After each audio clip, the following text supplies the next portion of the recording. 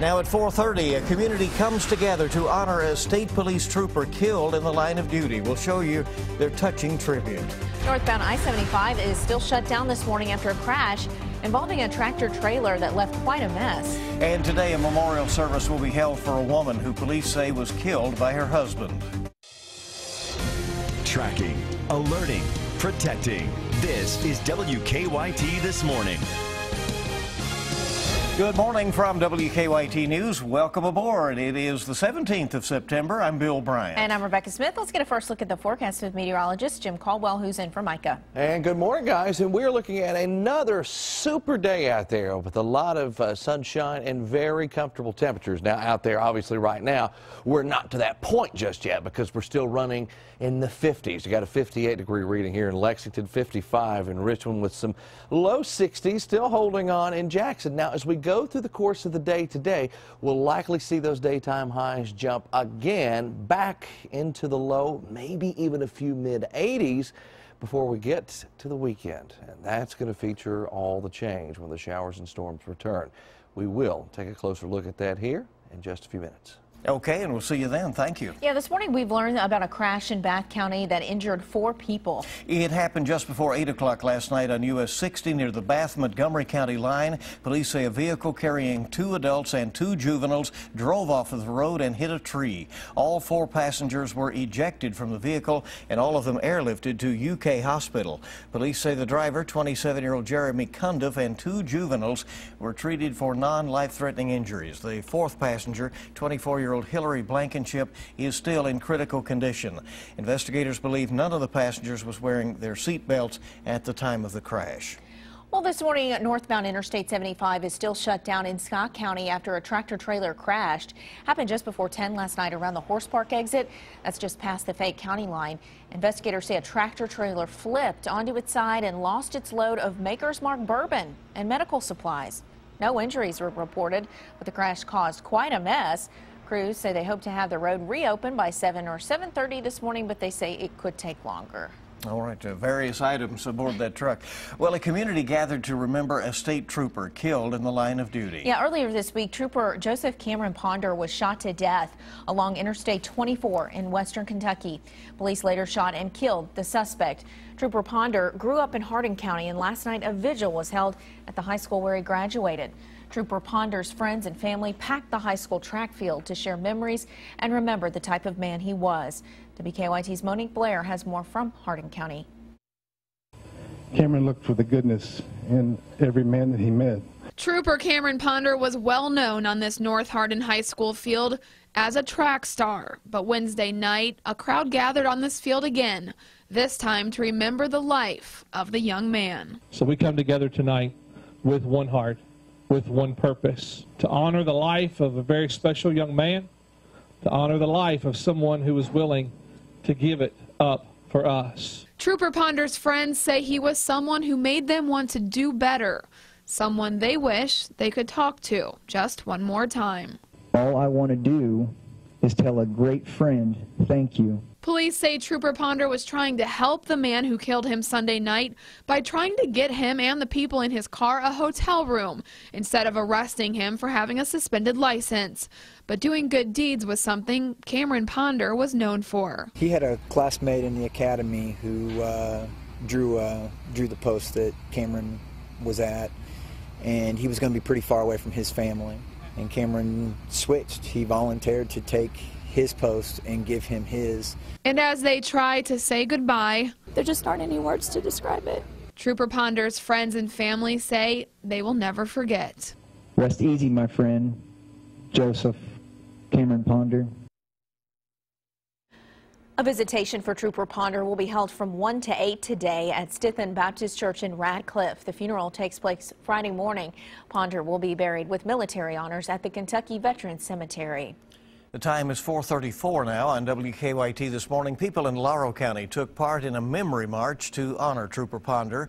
Laurel County Jailer Jamie Mosley organized that walk. He said he wanted to let police officers in his area know that they are appreciated. Mosley is a former state police trooper and dispatcher and trainer. In March, this march began in downtown London, and it ended at the nearby state police post. A woman is behind bars this morning after police say she abandoned some dogs in a Clark County home.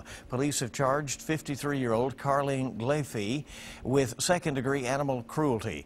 They say someone complained about a stray dog near her home on the L&E Junction Road. Police say neighbors told them the dog came from Glafey's home, so they went there. They say the home was vacant, but inside they found 3 other dogs, all of them starving. Police say the dogs didn't have food or water. All of them had worms as well, other health problems. The dogs were taken to the Clark County Animal Shelter. This morning, police in Laurel County are investigating after a woman was found dead yesterday. The Laurel County Sheriff's Office says that a woman's sister found her dead in a home on Little Pittsburgh Road near London. The woman has not yet been identified. Police say the body's been taken to Frankfort for an autopsy to determine the cause of death. The Sheriff's Office tells us so far they haven't found anything suspicious about this case.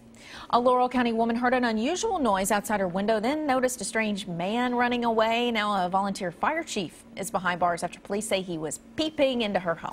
The Laurel County Sheriff's Office has charged 38-year-old Dewey Douglas Creech with voyeurism as well as stalking and criminal trespassing. WKYT's Garrett Weimer has more on that story. Investigators say it started when the victim heard a noise outside her window while she was getting dressed after a bath, so she called her father-in-law, who lived nearby. They told investigators after he got there, they saw a man run out from behind the house and get into a car. Firefighters at the Bald Rock Volunteer Fire Department say they've been through tough times before, and again they say they find themselves in a difficult spot after their chief was arrested. Dewey Douglas Creech is charged with stalking, voyeurism, and trespassing. We see that the situation usually escalates and it can get more dangerous than ever before, so that's why something like this has to be reported, investigated, and hopefully somebody arrested for it. I'm told Creech wasn't at the firehouse Wednesday night, but other officials were. A board member told me they don't have any comment until they can sort things out and figure out fact from fiction.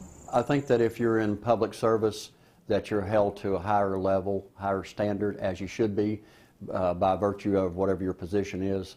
So yes, it concerns us very deeply if somebody is in a position of authority and they allegedly commit a crime. Investigators say the victim told them she had heard similar noises outside the 3 nights before that as well. In Laurel County, Garrett Weimer, WKYT. And the Sheriff's Office says Creech bonded out a few hours after being booked into the jail. This morning, a community will gather to remember a woman police say was killed by her husband in Richmond. Richmond police say Jackie Rose's husband took his own life after shooting her in their home last weekend. Police say the couple's 15-month-old daughter was also in the home but wasn't injured. Jackie Rose was a 911 dispatcher and an active member of Vineyard Community Church in Richmond. She interacted with a lot of the people here through a small group or through serving in various ministries, and so it was going to be very important for us to, well, just be honest. We gathered together, we held hands, and we cried for a minute, and we prayed.